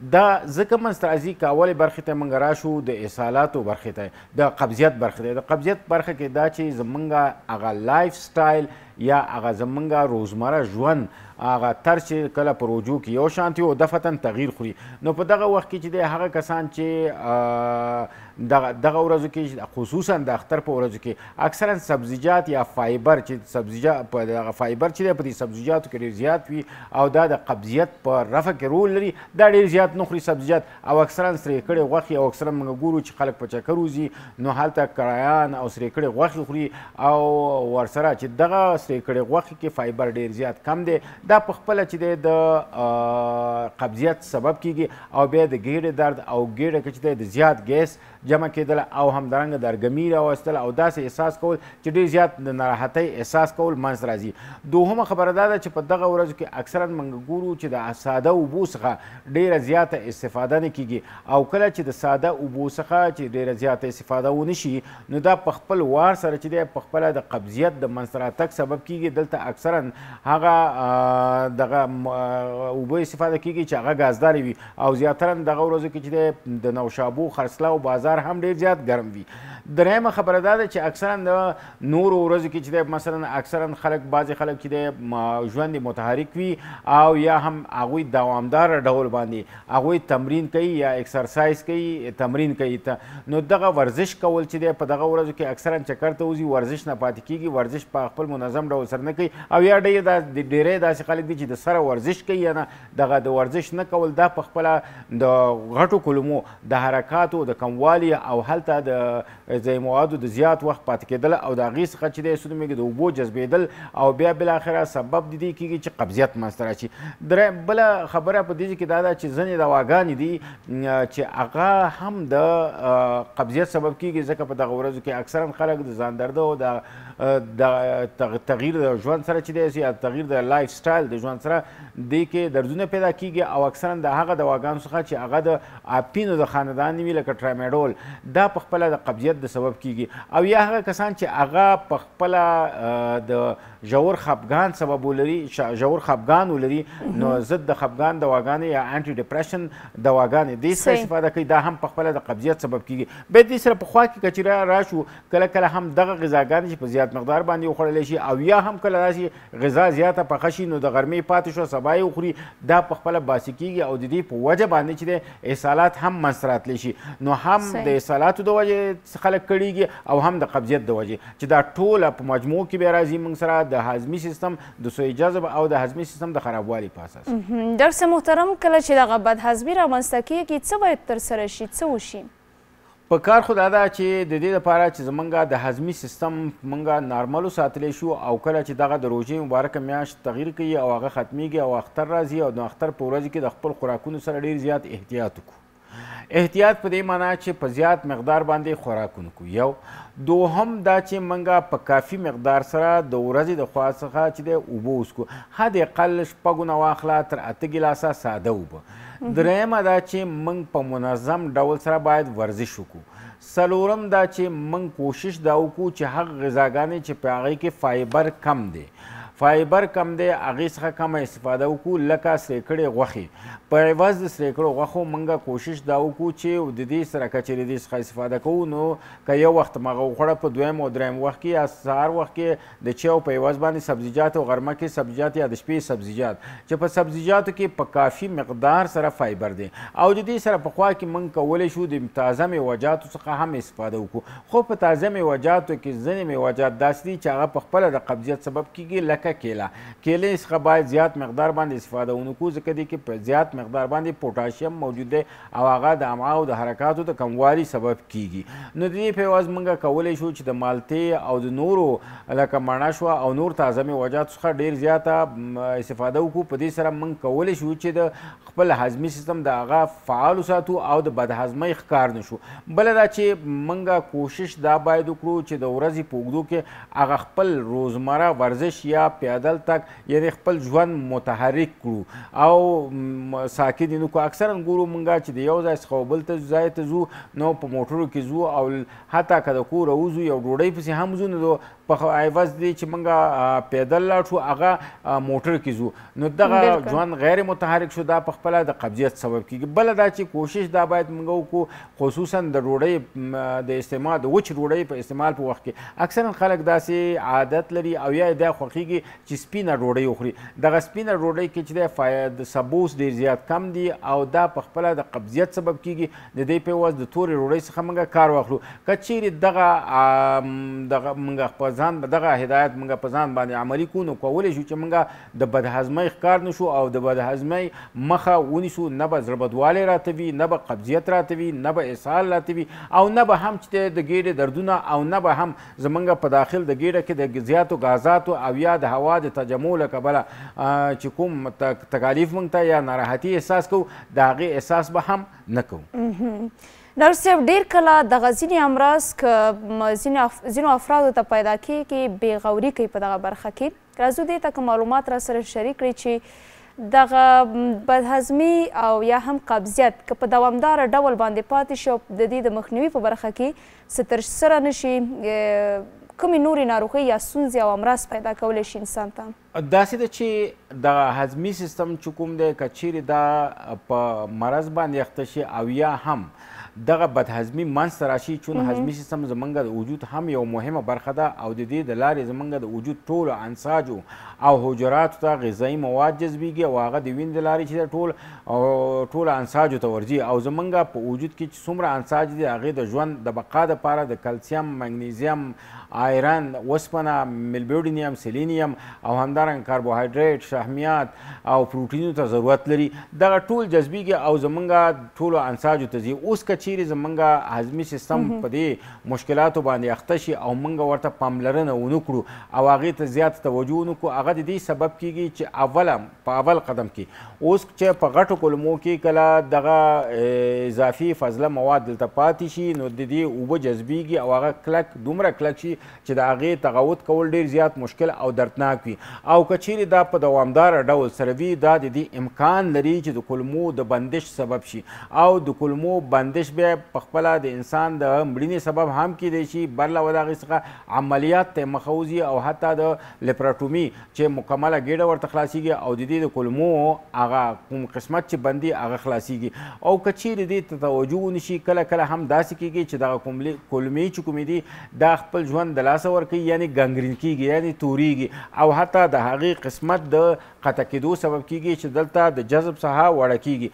دوهم دا چې په خپله دغه دوامداره قبضیت چې کوم دی که چیرې توجه ورته ونه شوه دا په خپله زمونږ په خپله د کلمو په شاوخوا کې او همدارنګه د مقعد په شاوخوا کې کوچني کوچني اویې دي چې دغه اویو باندې فشار راځي او بیا په دوامدار ډول سره دغه فشار سبب د دې کیږي چې دغه شخص ته بواسیر یا داخلي او یا خارجي بواسیر پیدا شي. او کله هم دغه قبضیت په خپله د خونریزۍ سره هم همزمان وي او په دغه ډکو امتیازو کې په زیات مقدار باندې وینه دغه کیږي چې د کمخونۍ سبب هم کیدی شي. د دې نه علاوه دغه قبضیت هم د آی بی اس یا اریټیبل باول سندروم چې دا په خپله د کلمو د تحرکیت سندروم دی دغه د کلمو د تحرکیت سندروم سبب هم کیدی شي او اکثرا خلک داسې احساس کوي چې همیشه ګېډه کې مروړ وي یعنی ګیس جمع وي او ګرهار کوي حتی کله هم په مجلس کې کېناستیا نه شي داسې عجیب و غریب اوازونه د خېټې نه راوځي چې دغه په خپله دې ته ډېر زیات ناراحت کننده دی کله قبضیت او کله اسهالي. خو کله کله داسې هم کیږي چې دغه د هضمي سیستم ته ډېره زیاته توجه نشي دا خو د قبضیت برخه وه د اسهالاتو برخه هم ده.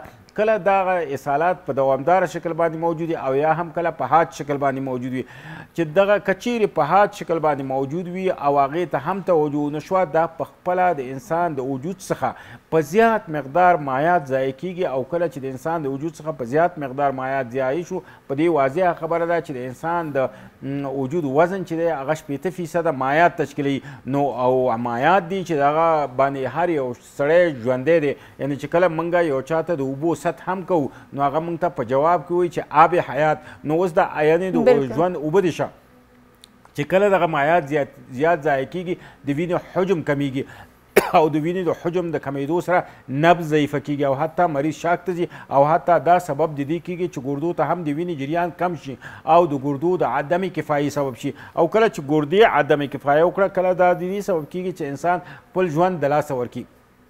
دویمه برخې ته دې ته راځو چې دغه اسهالات که چیرې په دوامدار ډول باندې موجود وي لکه په آی بي اس کې په بعضو خلکو کې اسهالات دوامدار ډول موجود وي او کله هم د اسهال ډېر زیات دوامدار شي دا سبب د دې کېږي چې په زیات مقدار باندې هغه مغذي مواد چې د انسان د وجود د حجراتو او د ژوند د بقا او تداوم د حجراتو د وظایفو د تداوم دپاره ډېر زیات ضرور دي هغې ته نه ورسیږي او بالاخره شخص چې کوم دی د ضعیفوالي احساس کوي او حتی په ماشومانو کې کوي او که چیرې په غټانو کې وي یا زړو خلکو کې وي په سوی تغذیې اخته کوي چې دا هم یو جدي پرابلم دی چې د هضمي سیستم په دغه ناروغیو کې منځته راتلی شي.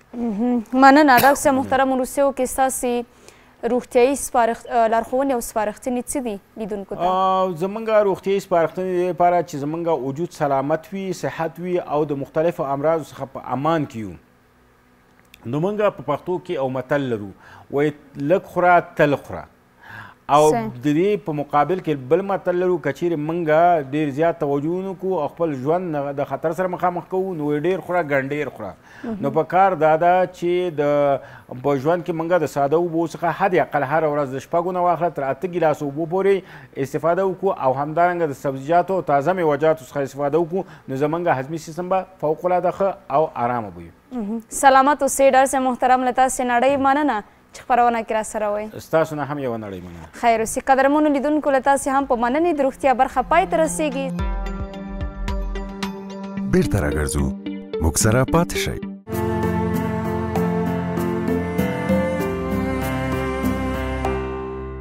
بیا هم ښه راغلی قدرمنو لیدونکو له تاسې مننه د خپرونې دوام دی او وروستۍ برخه پیل شوه. دغه برخه کې نن راسره زما دوه همکارانې ګلالي همکارانې راسره دي یوه رجنا نوري تاسې به یې د نوم سره هم اشنا اوسئ تر څنګ په خپرونه کې د روڼ سهار راسره معلوماتي برخه وړاندې کوي خو مګم نن راسره میلمانه ده نن نو معلوماتي برخه نه لري او زموږ یوه بله همکاره نفیسه صاپۍ دا هم راسره میلمانه ده چې تازه نو د شمشاد له کورنۍ سره هم یو ځای شوې ده. لومړي سر کې خو به دوه ورته هرکلی ښه راخلاست ووایم اختر مبارکي به وکړو بعد له هغه ورسره د زړه خواله لرو چې دغه د اختر 3 ورځې څنګه تېرې شوې دوی پکې څه فعالیتونه درلوده. دواړه په خیر راغلی او سهار مو نیکمرغه. خیر اوسئ مننه ستاسې د هم سهار نیکمرغه وي. سلامونه ګرانو لیدونکو ته هیلهمنده یم چې اختریزې شیبې په خیر او خوشحالۍ سره تېرې کړې وي او تر دې دمه روغ او جوړ اوسئ. سلامت اوسئ ډېره مننه. رجنا جان په خیر راغلی. سلام علیکم سولا جان بر خودت و یک سلام خاص و ویژه برای هموطنان گلم و همچنان همکار خیلی خوب ما نفیسه جان. امیدوار هستم که تا این دم روزهای عیدتان به خوبی و خوشی سپری کرده باشین و از طریق پرده تلویزیون جهانی شمشاد ما هم به نوبه خود عید سعید فطر یک بار دیگر بر شما عزیزان و دوستداران بالخصوص برنامه روڼ سهار یک تبریکی خاص و ویژه تقدیمتان میکنم. سلامت اوسئ ډیره مننه بیا هم په خیر راغلی او کوچنی اختر مو ډیر زیات مبارک وي. راځو نفیسه جان ته راته ووایه چې اختر دې څنګه پیل کړی و 3 ورځې څنګه تېرې شوې؟ ښکلی مې پیل کړه لکه څنګه چې تاسې ولیدل کوچیانو سره ومه خپلو هیوادوالو سره ومه او د دې ترڅنګ کورنۍ سره ومه بس ښایسته اختر و ښه خوند یې وکړلو. ستاسو دواړو خو لا نه دی تېر ماشاءالله. ستا هم نه دی تېر ماشاءالله. جالبه خو دا وه چې رجنا جان راغله سټډیو ته لا چې کېناستلو وې یو څه ته وې زما چې متوجه شوم وې پیل نه چې زه رالم سټډیو ته وې زموږ د 3 واړو لباسونو رنګ یو شی ده زما بیا لږ څه فکر د ستاسې د خو د ستاسې دواړو بیخي فکس ده. ستا ماشاءالله ما ویلم زړه په زړه لار ده. ما میگم میگفتم میگفتم سولا جان که یعنی دل به دل راه داره یعنی واقعا یعنی وقتی که میگه دوستای صمیمی باشین اما گپ دقیقا است یعنی متل میخوانه برای امو خلکو په خبره واوایی کالی مو راخیستې اغوستې مو او بالکل واوا کالی مو راخیستې عیدیانې مو ټولې کړې یا نه؟ ما خو ښې ډېرې ټولې کړې نه پوهېږم چې رجنا به ټولې کړې که نه. چرا څو دې ټولې کړې؟ تقریبا یعنی که چند جوری جور کرده باشه نه یعنی څومره عیدی دې ټوله کړه اختری چادر کړی یا نه؟ یه خود اگه گپ واضح است که میگه دختر هر قدر بزرگ شود دوستا ایره خب شما هم میفهمین که ایدی خدا نه طبعا که میگیره این گپ نیست که مثلا فقط ایدی باشه برای امی کوچونیان یا امی کسایی که مثلا بیادرکایم یا خورکایم یا طفلکایی که خرد میباشه. دوستان ما رو در نظر بگیرین، تو فکر نکنین که ما یعنی دختر خانم ما بزرگ میشن و ایدی نمیگیرن.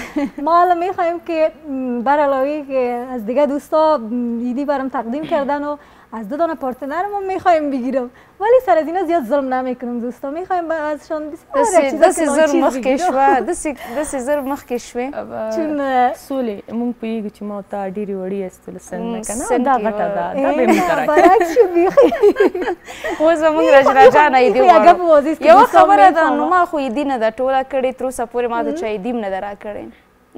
زه نه لرم ایدي. زه مجبور تاسې دواړو نه یې صوبانی بسیار خوبش آماده میکنه ایدی ورکړل اختر. نه نفیسه جان یک صوبانی خوبش سرش فرمایش میتیم چطور؟ بیخی سیسته. اوس نفیسی تو بغیر سره یو سیټ شوی. خو خیر دی نو ته به صوبانه مونږ ته راکړي هغه سهار نه چای به مونږ ته راکړي، دا به ماته 50 روپۍ راکړي، زه به تاسو ته خوشحالیانې درکړم. خیر اوسې. خو زه به درنه یوه پوښتنه دا وکړم چې اختر 3 ورځې وي، چکر ته لاړلې چیرې یا نه په کور کې وې؟ نه بالکل چکر ته لاړم، ننګرهار ولایت ته لاړم. ډېره ښه. هلته بیا هسکې مینې ته لاړم، هسکې مینې ته هم ماشاءالله ننګرهار همیشه بهار خود ما. بالکل. شمی چې ورته وایي د یو ملي ځای ده، هلته لاړم. ماشاءالله ډېر ښایسته اختر و، خوند یې وکړ. مقصد تا چکر ته تللې اوسېږې، اختر 3 ورځې وي، یو ورځ تللې وي یا نه؟ نه والا 2 ورځې مې تېرې کړې. جان کل چکر ها را دیگه فکر کنم نفیسه جان زده دیگه کل چکر. خیر دا سوله مونږ نه پوښتنې کوي، اوس خو سره همکاران یو، مونږ ورته وایو چې دا چېرته تللې وه؟ زه خو همدلته ومه چیرې نه ومه تللې، ځکه د اختر 3مه ورځ او نن 4مه ورځ د خپلو همکارانو دفتر سره یم. باقي لومړنۍ ورځ ستاسې معلومات دی چې مصروفه ډېرې وي، عموما بیا دغه خویندې په کور کارونو کې مصروفیت زیات لري، ځینې کشران هم د احترام لپاره او د اختر مبارکۍ لپاره کور ته راځي، بیروبار زیات وي. نو د اختر اوله او دویمه مې په کور کې تېره کړه. خو دا راته ووایې زه راشم رجنا جانې ته چې په اختر کې ته هم چکر ته چیرې لاړلې یا نه په کور کې وي د کورنۍ د غړو سره؟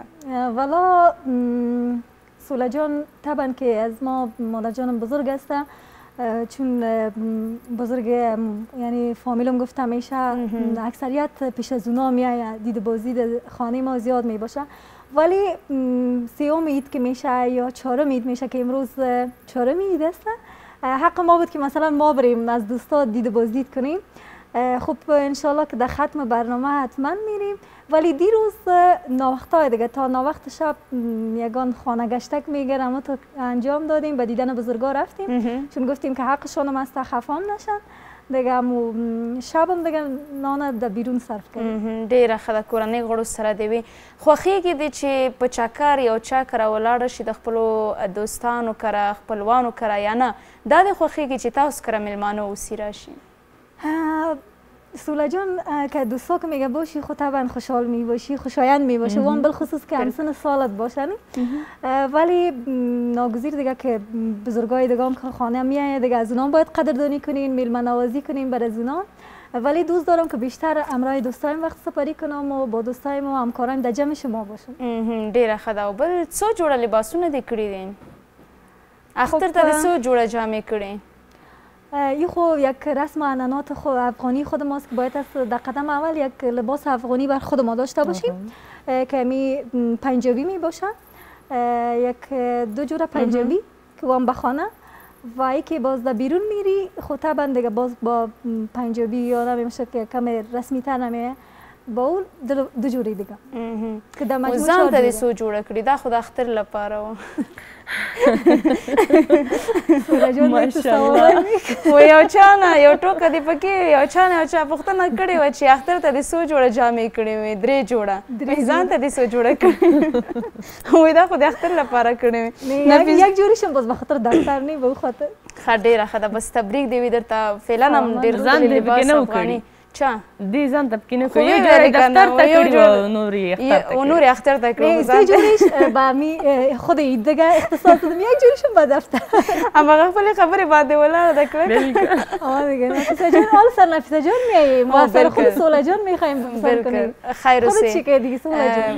ما خو هم همداسې لکه څنګه چې شاید یې دفتر لپاره خو دا چې دویمه او څلورم البته دریمه او څلورمه په دفتر کې وم طبعا چې نو 2 جوړه مې د ځان لپاره کړي دي 2 جوړه مې نور هم د ځان لپاره کړي خو دفتر ته چې راځم هغه لباس نو بیا لکه څنګه چې مې په ځان ګورېده او تېره ورځ مې یو لباس کړی و ماشاءالله ښایسته معلومیږي خیر اوسې ډېره مننه سلامته او دې همکار مې هم ښه زه اوس راتللم نفیسه جان ته مې مبارکي هم ورکوله چې لباس دې هم درته تبریک وي خو پیل کې ما تاسو ته مبارکي درکړه اوس راځم دې ته چې څومره مصرف دې وکړو عموما دغه خویندې خو په اختر کې مصرفونه ډېر کوي خصوصا بیا خوراک برخه کې اسراف ډېر کوي څومره دې مصرف کړې پیسې والا مصرف مې ډېر وکړ خو کالي مې نه وکړي او کالي مې نه وکړي بس زما هغه کالیګان ډېر پراته وو هماغه مې واغوستل په نوبت باندې بس هماغه کفایت کول او مې نه کړل خو میوې و دا خوراکي توکي دا شیان مې بیخي ډېر اخیستي وو خپله دې پکې وخوړه یا نه او بالکل ومې خوړل ما تاسو ته بلې خپرونه کې یادونه کړې وه چې ګوشي فیل پخوو کلچې پخوو شیان مې پاخه کړل ګوشي فیل دې بیا پوخ کړی و او پوخ کړی زموږ برخه در به کړم کنه نه ګال کوم نه زه تا ته خبره وکړم ته ما کره راغلی زه نو دا خو درته مې یاده وکړه چې دفتر کې ومه دا 2 ورځې او 2 ورځې خو موږ مېلمنو سره مصروف د خیره نن به راشي ما سره نو ته خو خپل هم په کور کې نه وې چون بعد ستا خود هم درېیمه ورځ کور کې وم نو درېیمه ورځ کور کې وم درېیمه ورځ کور کې درېیمه ورځ نو ته کور او بیا زه په دفتر کې وم هغه 2 ورځې ګوره ته خیر ده د ښځینه و اختر چې وي هغه درېیمې ورځ نه وروسته شروع کېږي 2 میاشتې اختر وي 3 میاشتې اختر سولا جان مدت که میگن از دختر خانما مثلا عمومی 3 روزی دستی ولی از ما و شما میگن این افروز است و مثل عید قربان که میگن که افروز است ولی از ما در کل هیچ 3 روز ما حساب نمیکنیم از ما و شما هر روز د جمعید بید سولی رژینا نکریزی خی دا پختر دې ته زم راتللم دې ته زم راتلم چې د خپل کړي دا نکریزی یا نه هیڅ ما د نظر په فرمایش ته نه ته په نظر کې راغلی نو ځکه مو درته ویلي کنه خیر خپل کړي دي انا بسیار سادهش است مانده کمک ظرافت دیگه خو زما نکریزی سره سلاکان نه لرم خوش نداری نه زما بیا ډېر زیات زما علاقه نشته بیخي زما بیا ډېر زیات زما رنجه ډېر خوښیږي ما براتون مقصد که خیلی آوردیم همین نکریز آوردیم همراه خود باز براتون نقش مندازم صحیح ده زما خوښیږي بس ما ته یې واچوه خودتان فرمایش دادین دیزاین آوردیم ما براتون مندازم والا تکړه ده جلۍ خو تکړه ده خو ویې زه تاسو په نظر وې څه نه ښکارم نه زده نه کاری لرم پورا تا خو بیا هم دا این چیزا باز بیخی دیگه هم تو دلتان جمع باشه صحیح ده نو ښه رجنا جانې په دې اختر کې درته څه داسې ډېر جالب او په زړه پورې وه چیزی که بر ما بسیار زیاد عید جالب بود واقعا وقتی که ما مثلا در روز اول عید بود یا روز دوم عید بالخصوص همین تفلکای نازنینه که ما میدیدیم که به بسیار یک دلخوشی یک شان و شوکتی که بر اونا میدیدیم و یک لبخندی که در لبای از اونا میدیدیم واقعا میگفتیم اصلا عید که هست برای همین تفلکا هست ولی بعدش اونا رو که ما دیدم با اون قدر شوق و شوره که خدا ناماده ساخته بودن آراسته ساخته بودن همین بیککایشان و قیتک موی و دیزاین و ای گپا بالخصوص طفلات یا دوزدرمی نکریزی ها اونا رو که ما میدیدیم واقعا برام احساس خوشایندی میداد و احساس خوشی میداد که واقعا یک امن و امنیت است و در صلح و صفا ما فعلا زندگی میکنیم و به سر میبریم که همقدر شور و شوق است که طفلکا واقعا یعنی اصلا خرویه در بله نمیفهمن که مثلا جنگ است و نمیفهمن صلح است در هر حالت هم لبخندشان است اختر داغوی است بالکل خوشحالی داغوی زیاده وي خندان بالخصوص با مو طفلکا زیاد مقصد ته خوشاله شوې د دې حالاتو په لیدو سره خو نفیسه جانې بیا څه داسې و چې ته خوابده کړې او داسې ښه نه دی ایسي ولا ځینې خلک داسې وي چې هغه کینه او کدورت په زړه کې ډېر ساتي اختر بیا داسې حالت نه ده چې هغه شیان بیا ته په زړه کې وساتي او بیا هم خفګان ته ادامه ورکړې ځینې خلک ما داسې ولیدل چې هغه خفګانونه خپل په زړه کې هماسې مستحکمه ساتي او هغه اختر یې هم په نظر کې نه راځي نو دې زه ډېره سخته خفه کړم خو یو څه ډېره خوشحاله کړم باید زه یې ووایم ما یو چا سره مرکه درلودله د کوچیانو یوه ادې او یو بابا و دا ډېره وطنوالي لیدلې هم وه. بیا زه د اختر په اوله ورځ ناسته وم، خو ډېره ګډوډي هم وه، بنده وم چې تلیفون ته مې زنګ راغی. چې کله مې اوکې کړله دومره یعنې د خوشحالۍ احساس مې وکړه. هغه دې ما ته زنګ وهلی و او اختر مبارکي راکړله، نو ډېره خوشحاله شومه. ما ورته چې کالي دې کړي وایي هغه ټول چې مې پراته دي هغه هم راباندې بار دي. هغې په خپله لهجه وویلې که نه. ویل ښایي زه به درته کالي وکړم. وایي نه چې زه لوګر ته تللی یم، هغوی خو ګرځنده دي که نه. یعنې د هغوی هغې مینې زه ډېره خوشحاله کړم دې باندې چې دوی لرې دي د ټولنې یا رسنو د شیانو نه، خو بیا هم هغه مینه یې په زړه کې هیره نه کړې، زنګ یې درته وکړ، خو حق دا و چې تا ورته ما باید ورته کړی. نفیسه جان دغه تېر کال دی البته دغه کوچنی اختر چېرته و، چېرته دې تېر کړ چې څه کار دلته یې؟ تېر کال مې کابل کې و اختر. تېر کال دې په کابل کې او خپل کور کې وم. بس خاص چکر ته نه وم تللې، دې خوا کورونو ته تللې وم خلاص. خوا دې خوا کورونه خپلو خپلوانو کره تللې وې؟ او بلکل. رجلا جانې ته راته وایې چې څه کال چیرې لاړلې، اراده به لرې نه به لرې، چېرته به ځې له خیره، او د تېر کال په پرتله څه تغییرات دې ولیدل؟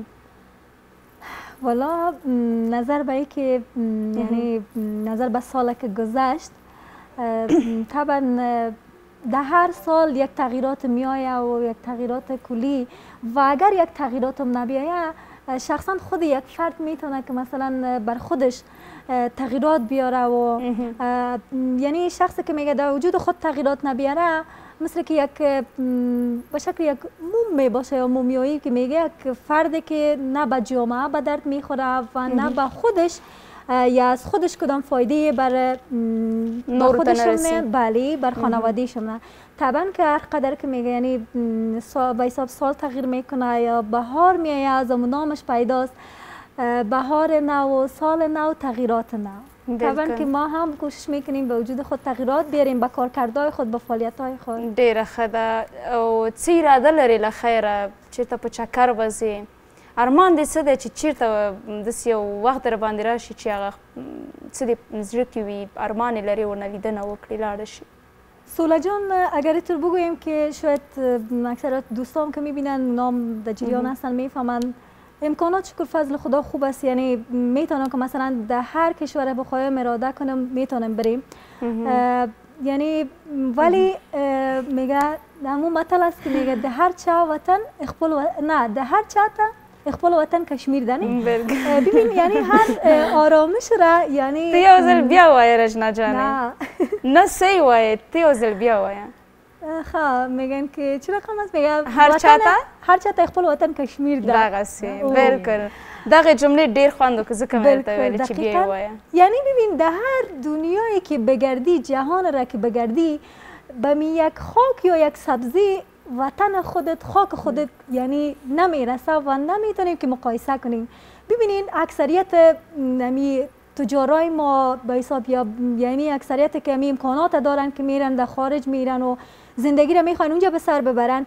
درسته شما میتونید که مثلا به یک تفریح برین، به یک دید و بازدید میتونید به سیاحت برین، اما خاک خودتان است و برای یک خبرنگار نه بلکه تمامی از کسانی که ارادی ازیره داره ما میخوایم که بگویم که شما میتونین که به خاطر یک سیاحت برین از تمام جهان دیدن کنین، ولی به خاطر زندگی کردن به خاطر زیستن کوشش کنین که وطن خودتان انتخاب. بالکل سلامت اوسئ. نفیسه ګل ډیر کله خو میلمانه به هم راځي تاسو کره د میلمانه چې کله بوج هم شي به انسان تنها اوسیږي اشپزي کوي معمولا چې بیا خسته کیږي او غوسه هم راځي دغه ډول حالات سره ته خپله څنګه یې؟ ولا زه لږ سپین سترګې ډېره یم چې میلمانه ناست هم وي خدای دې وکړي چې هماغه وخت دې ناست هم وي زه غږ پرې کوم فلانی راشه دغه کار راسره وکړه نو داسې خو نه کېږي زه په کور کې تنها یم هغه به راته ناست وي او زه به یې ورته تیاروم او خوري به یې ولاکې داسې وشي هغوی به یې راسره کوي دا مې تا ته هم وویل چې کله راغلی چای چې مې تیاروم یې وداني ځان سره نه راځم چې داسې نه ولې به نه راځې نو راشه ګوشتفیل وخوره میلمنو څه ته وایي؟ میلمه دې ته وایي چې ښایسته په صمیمیت سره کښېني ساعت تېر کړي خو څه نو کار ته ولې ولې نه ته خوراک ته راځي او قصو ته هم راځم خوراک صحیح ده چې زه اشپزخانه کې م ته کوټه کې نو څه کوې کله کېږي هغه داسې وخت کې زه راځم جدي کېږم خیر ده نه جدي نه یم نو کله کېږي داسې چې زه اشپزخانه کې م ته کوټه کې راته ناسته یې قصې اغېزې نه کوې اغېز نه غږونه چې جدي شوه این سولا جان وقتی که خود خواست که میمان کنه حتما د آشپزخانه میبره خود میوړم نه خو له مخکې نه زه خبر ورکوم د ساعت نه پیش از پیشانه برات گفت خو نفیسه یو جان نیم کار درته ساتم تشویش مه کوه او یو نیم کار درته زه کار نشم کولی رښتیا وی ماشومکه یې کنه چیرش میمانه که یعنی تو خوب صحیح در کار خانه فعال باشی خیلی کوي هسې مونږ ته داسې وایي نه کار نه کوم یو آشپزي کوم نه دا کار نه ده فقط آشپزی راته ونه ساتي ولی چې دا مهم آشپزی است مسئولیت دیگه دی تو آشپزی رو یاد داری دیگه خلاص است دیگه آشپزی کول شرزه مې پاکي ده بس هماغه اشپزي کار ده کنه کوم رنګ دې ډېر خوښیږي ولا زما لاجوردي رنګ ډېر خوښیږي هغه څه ده نیلي علت یې څه دی بس رنګونه علت نه لري که نه ځان ته انسان لري راښکاږي بس دا رنګ چې زه کله وګورم زه هم چې دا ماته ځان ته مې راکاږي راکش کوي مې خپله دغه رنګونه د انسان پر روان ډېر تاثیر لري موږ روسي هم دی او دا مطلب هم رجنا جان موږ ته وړاندې کړی و که نه بله دقیقا از اون خاطر سولا جانم گفت بسیار خوب یعنی میسنجه و یعنی هر رنگ خودش یک نمونه یک بخش را نشان میده یا نشان دهنده یک الگو می باشه حالا به اون خاطر سولا جانم از خودت پرسید که هدف از اون رنگی را که خودت دوست داری چیه؟ او سولی ستا کوم رنګ خوښیږي زما تور رنګ مې خوښیږي ولې جګري رنګ مې خوښیږي ولې علت یې څه؟ دواړه ښه رنګ ده ماشاءالله یو داسې دی چې انسان لږ که ګندمي رنګ ولري مثلا پوست یا سپین اوسیږي که هر ډول رنګ ولري هغې سره تور رنګ ښه ښکاري او جګري رنګ مې په دې خوښیږي چې هغه د انسان سترګې زر کش کوي او ذوق هم دا دی که نه جذب از او زیاد است نه بلکل یو به داسې چې جګري یو پیکه رنګ یو تیز وي بیا زما هغه تیز رنګ پوخ رنګ دواړو رنګونو کې ماته یو جوړه وکړه یو جوړه به ته وکړې راته یو جوړه به رجنا جان هسې هم دوه جوړې دي دا به په عیدي کې تو آماده کنی میگه شما آماده کنی خواهی راته کوي ما اینو بسیار یک چیزا که ساده از دیدی خواستیم یا زبانه را قبول کو یا اینمی دو رنگ را که گفت اوس یو بل متل ده که نه وایي غل مه نیسه چې غل تا نیسي له دواړو نه به زه پیغام واورم چې پیغام وړاندې کوي ډېر په لنډو کې خیر وخت پوره د تخنیکي همکاران وایي چې پیغام نه به تیر شو خفه هم نشي زموږ همکارانې مننه چې راسره وئ په خپرونه که در کنار خودت هستیم و عزیزان از این طریق تبریکی برشان دادیم ای بر ما ډېره مننه سلامته اوسئ قدرمنو لیدونکو له تاسې نه په مننې زموږ د روڼ سهار سهارنۍ 2 ساعته خپرونه نور په همدې ځای پای ته رسېږي تر بیا چې زه سوله افغان شهید د خپلو ټولو تخنیکي همکارانو په ملتیا درانه چوپړ ته مو ورسمه پاتې ورځ مو نیکمرغه لویه لا ومال شه له لیدلو مو مننه